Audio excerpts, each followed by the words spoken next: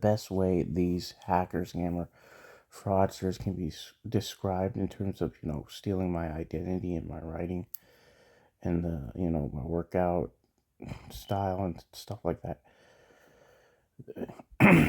They're regurgitating parrots.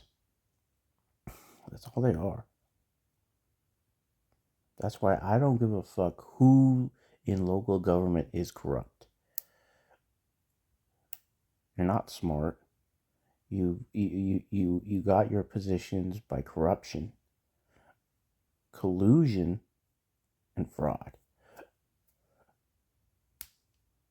And we live in America, and I can't wait for the, even if local feds, some one or two local feds is infiltrating, I can't wait for the real feds to fucking shut you guys down. You're just like 764.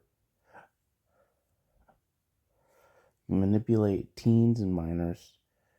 You discriminate against me. Well, yeah. That's all I'm gonna say for now.